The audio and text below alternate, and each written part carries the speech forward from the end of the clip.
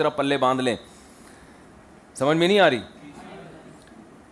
عبادات میں کچھ عبادتیں وہ ہوتی ہیں جو فرض واجب نہیں ہوتی بلکہ کیا ہوتی ہیں؟ مستحب یا سنتیں. اچھا سنت موقدہ بھی بہرحال پڑھنی ہے, واجبات بھی پڑھنے ہیں, چاہے ریا ہو یا نہ ہو, وہ تو فرض ہے آپ کے ذمے, آپ کو کرنا آ بھی رہی ہے تو اس کی اصلاح کی کوشش کی جائے. تیسرا درجہ وہ ہوتا ہے مستحبات کا. تو مستحبات جیسے اشراق کی نماز ہے, تہجد کی نماز ہے, تو اس میں علماء کا جو راجح قول ہے وہ یہ ہے کہ اگر آپ کا پہلے سے تہجد کا معمول ہے, پھر کسی دن آپ اٹھے, اب آپ کے دل میں ریا, خالصتاً ریا کے لیے اٹھیں آپ, پبلک کو دکھانے کے لیے, تو معمول ترک نہ کیا جائے, اس ریا کی اصلاح کی بولو کوشش کی جائے. جو ایک معمول چلا رہا ہے اس کو کنٹینیو کرو. لیکن اگر پہلے سے معمول نہیں ہے, اسی دن تہجد کا خیال آ رہا ہے کہ آج وسیم بھائی بھی دیکھ رہے ہیں, ستار بھائی بھی دیکھ رہے ہیں, کلیم بھائی بھی دیکھ رہے ہیں, آج تہجد پڑھوں گا تو بولیں گے ماشاء اللہ یار یہ تو کیا ہے, حالانکہ پہلے معمول نہیں ہے, تو پھر ترک کرنا افضل ہے, بشرطے کہ ریا غالب ہو. پھر کیا افضل ہے بھائی, جب اتنے دن سے نہیں پڑھی تو آج کیا فرشتے آپ کے مکے گئے ہوئے ہیں طواف کرنے کے لیے, یا آپ کے فرشتوں کے لیے آج عمرے کا ویزا کھلا ہے, جو اتنے نیک ہو گئے آپ. فرشتے بھی اچھی چیز کی ترغیب کرتے ہیں نا, تو آج بہت ہی اچھے بن گئے وہ. کیا خیال ہے؟ تو اگر معمول نہیں ہے تو پھر خالص لوگوں کو دکھانے کے لیے پڑھنا یہ ٹھیک نہیں ہے. سمجھتے ہو؟ تیسرا وہ عمل ہے جو مباحات میں ہے. اس سے پہلے میں ایک اور بات یہاں کر دوں کہ یہ جو مستحبات ہیں نا, دیکھو فرائض واجبات تو پورے کرنے ہی کرنے ہیں, ان میں ریا ہو یا نہ ہو اس سے ہمیں یعنی کوئی فرق نہیں پڑتا, یہ تو کرنا ہی کرنا ہے. اور جو گناہ ہے وہ تو بہرحال چھوڑنا ہی چھوڑنا.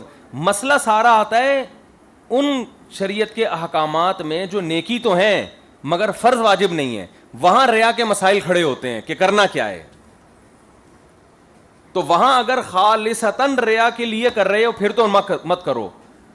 لیکن بعض دفعہ یہ ہوتا ہے, علماء کہتے ہیں کہ ریا نہیں ہوتی, ریا کا وسوسہ ہوتا ہے. زیادہ تر لوگوں کے ساتھ یہ ہوتا ہے. وہ وسوسہ کسے کہتے ہیں کہ آپ نے عمل اللہ کے لیے کیا مگر درمیان میں یہ خیال آنا شروع ہو گیا, فلاں میری نماز کو دیکھ رہا ہے, تعریف کر رہا ہوگا, فلاں نے میرے روزے کو دیکھ لیا, اس کو پتہ چل گیا میں تو روزانہ روزے رکھتا ہوں, اب تعریف کر رہا ہوگا, تو دل میں لڈو پھوٹنا شروع ہو جاتے ہیں. تو علماء کہتے ہیں یہ جو لڈو پھوٹ رہے ہیں دل کے اندر, یہ ریا نہیں ہے بلکہ آپ کو شیطان ریا کا وسوسہ دل میں ڈال کے آپ کو عمل سے ہٹانے کی کوشش کر رہا ہے. علماء کہتے ہیں کہ شیطان سب سے پہلے کوشش کرتا ہے آپ اچھا عمل نہ کریں, لیکن جب مایوس ہو جاتا ہے نا عمل سے تو ریا کے وسوسے ڈالتا ہے, کہتا ہے تم اللہ کے لیے نہیں کر رہے, تم تو پبلک کو دکھانے کے لیے. دیکھو وہ تعریف کر رہے تھے, تمہارے دل میں لڈو پھوٹ رہے تھے, اور تمہیں نماز میں اور مزہ آ رہا ہے فلاں کے دیکھنے کی وجہ سے. تو اس لیے علماء کہتے ہیں یہ ریا نہیں ہے بلکہ ریا کا وسوسہ. اس کا علاج یہ کہ وہ عمل اور دکھا دکھا کے لوگوں کو کیا جائے, ایسی کی تیسی کر لو تعریف. شیطان کو بولو ہاں میں پبلک کو دکھانے کے لیے کروں, جا تو میں زاہد بھائی کو دکھانا چاہتا ہوں کہ میں کتنا نیک ہوں, جاؤ باڑ میں.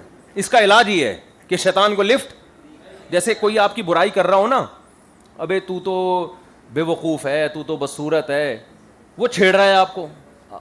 اب اگر آپ تپو گے تو اور چھیڑے گا نا, تو اس کا حل یہ کہ ہاں ہم تو بے وقوف ہیں, ہے نا, وہ کہ آپ بدصورت, ہاں ہم تو اندھیرے میں نظر ہی نہیں آتے, اتنے کالے ہیں, حسین تو تم ہو, ہم تو ہیں ہی بھائی. ہمارے ایک دوست تھا, اس کو لڑکے چھیڑتے تھے آ کے, ابے تم تو سالا, وہ تھا بھی تھوڑا بلیک, ابے تو کیا حبشی ہے کیا. اس نے کہا نہیں ہم تو بالکل ہی وہ بنگی چمار ہیں. اس طرح کی باتیں کرتا تھا, وہ سامنے والا چلا جاتا تھا, وہ تنگی نہیں ہوتا تھا. شیطان کا بھی یہ علاج ہے. شیطان کہتا ہے بھائی تو دیکھ اشراق پڑھ رہا ہے, اوابین پڑھ رہا ہے, لوگ تیری تعریفیں کر رہے ہیں, اتنا نیک, ایسے نیک بزرگ, مزہ بھی آنا شروع. تو شیطان کو بولو ہاں بس کر رہا ہوں, پبلک خوش ہو رہی ہے تو کر رہا ہوں, تجھے کیا تکلیف ہو رہی ہے.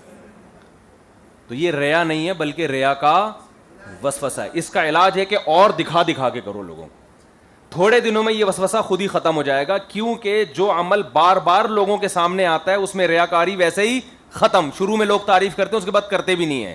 جب ایک چیز کے عادی ہو جاتے ہیں نا لوگ, دیکھو ایک آدمی نیا نیا نمازی بنتا ہے, داڑھی رکھتا ہے, سب لوگ بڑے بھائی صوفی صاحب, بڑے بھائی نیک بھائی, جو یوز ٹو ہو گیا اس کو کوئی کہتا ہے اب آپ کو کوئی آ کے کہے گا، مجھے کہے گا ماشاء اللہ مفتی صاحب نے داڑھی رکھ لی، بھائی رکھی ہوئی ہے پہلے سے، ماشاء اللہ مفتی صاحب تو نماز بھی پڑھ رہے ہیں.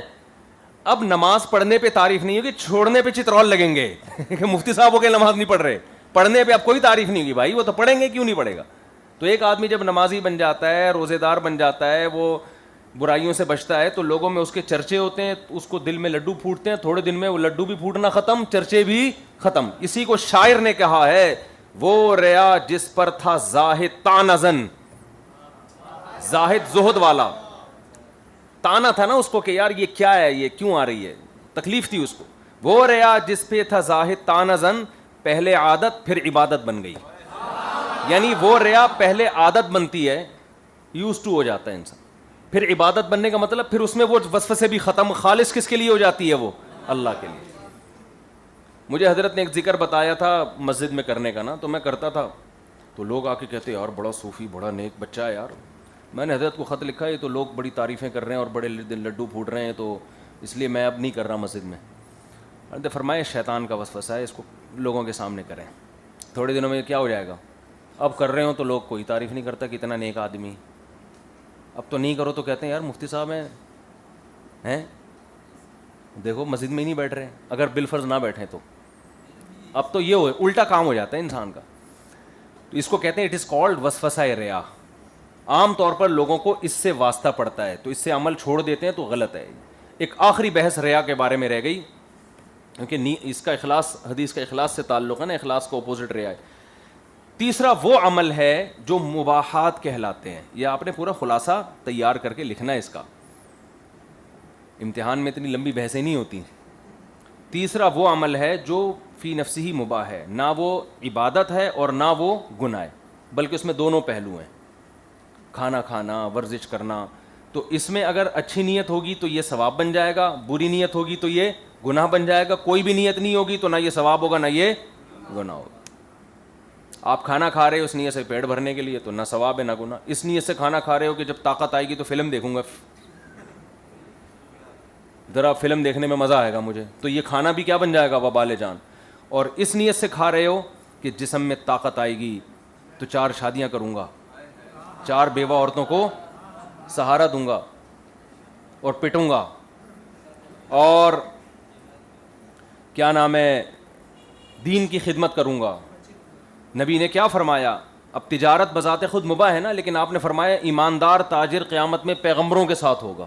تو یہ اچھی نیت کی وجہ سے ہوگا.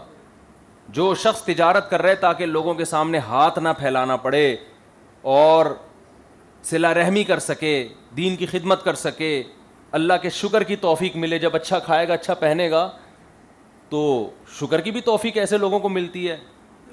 بھائی بہت زیادہ غربت میں انسان کے ایمان کا خطرہ ہوتا ہے، لوگ ایمان خرید لیتے ہیں اس کا. تو اس نیت سے کوئی پیسہ بھی کمائے گا تو وہ کیا بن جائے گی، عبادت بن جائے گی. اور یہ جو ہجرت کا واقعہ ہے جو اس حدیث کا شان ورود ہے، اس سے بھی یہ پتہ چلتا ہے ایک شہر سے دوسرے شہر جانا بذات خود نہ ثواب ہے نہ گناہ.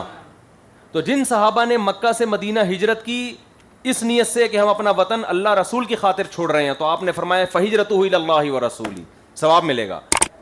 جنہوں نے ہجرت کی اس نیت کے ساتھ کوئی عورت سے نکاح کرنا مقصد ہے، ثواب نہیں ملے گا لیکن گناہ بھی نہیں ملے گا، کیونکہ ہجرت بذات خود ایک مباحات میں سے ہے نا. بھائی دنیا کی نیت کی دنیا ملے گی، آپ نے پیٹ بھرنے کی نیت تو پیٹ تو بھرے گا آپ کا.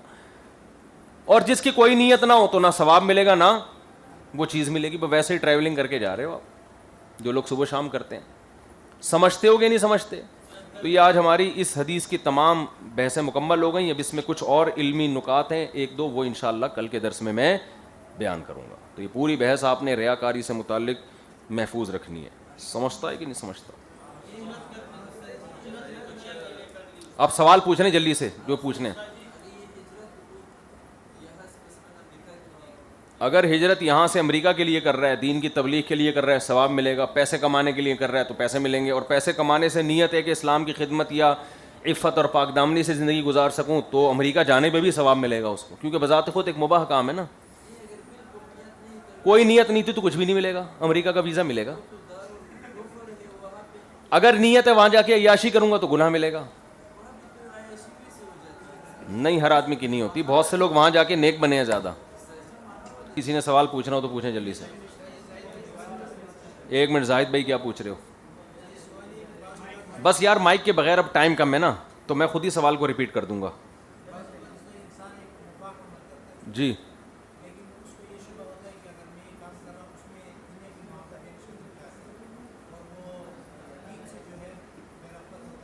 ہاں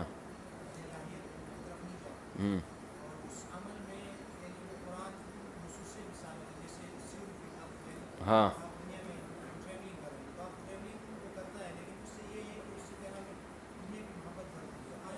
دیکھو یہ جو ہے نا، یہ ان کا سوال یہ ہے کہ بعض اعمال مباح ہوتے ہیں لیکن ان سے دنیا کی محبت بڑھتی ہے.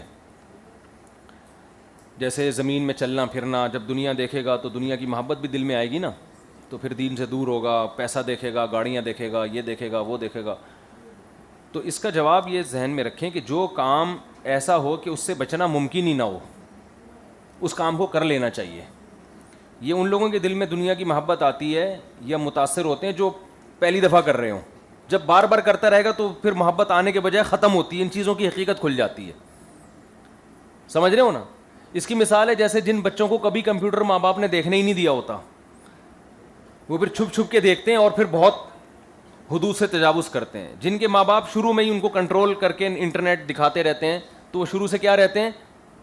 کنٹرول میں رہتے ہیں. تو جس غریب آدمی نے کبھی دنیا نہ گاڑی نہ بنگلہ کچھ دیکھا ہی نہ ہو، جب وہ ایک دم دیکھتا ہے نا تو اس کو اپنی غربت پر بہت احساس کمتری کا شکار ہوتا ہے، ناشکری پیدا ہوتی ہے. لیکن جو دیکھتا رہے تو وہ پھر ان چیزوں سے متاثر نہیں ہوتا. تو اس لیے زمین میں چلنا پھرنا چاہیے، سفر کرنا چاہیے. اور یہ کہنا کہ سفر ہی چھوڑ دو، اس سے اس کے نقصانات، اس کے سائیڈ ایفیکٹ زیادہ ہیں، آپ دنیا سے کٹ جائیں گے. تو ہونا یہ چاہیے کہ تبلیغ جماعت کا یہ جو استحضار ہے کہ جب سفر کرو تو جو بلڈنگیں نظر آئیں تو بولو کھڑی مٹی، اور ایک کیا ہوتی ہے؟ پڑی مٹی. تو یہ استحضار بار بار کرنے سے پھر محبت پیدا نہیں ہوتی. تو سفر ضرور کریں، ہر علاقے میں جائیں، مالدار ملکوں میں بھی جائیں، غریب ملکوں میں بھی جائیں، دنیا دیکھیں. جب دنیا کی محبت پیدا ہو تو یہ استحضار کریں کہ یار یہ مٹی ہے، ختم ہو جائے گا، ان چیزوں سے دل لگانا نہیں چاہیے. یہ استحضار کرتے رہیں گے تو نہیں پیدا ہوگی انشاءاللہ. لیکن اگر گھر میں باؤنڈ ہو کے بیٹھ گئے تو کب تک بیٹھو گے؟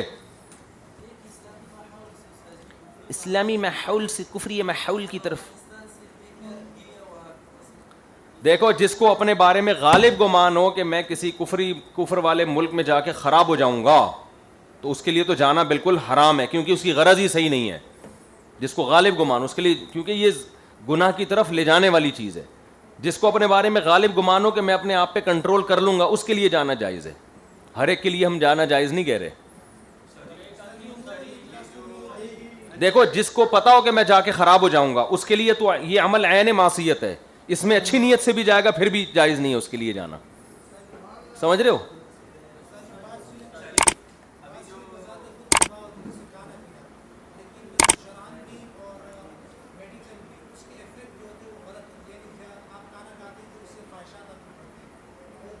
دیکھو خواہشات تو بڑھتی ہیں تو طاقت بھی تو آتی ہے نا. تو اس طاقت کو جائز چیزوں میں استعمال کرو، ناجائز میں نہیں کرو استعمال. یہ چیز ایسی ہے کہ اگر آپ اس سے بچو گے تو یعنی دنیا میں چل نہیں سکتے. پھر آپ ایسا حل دینا چاہیے نا.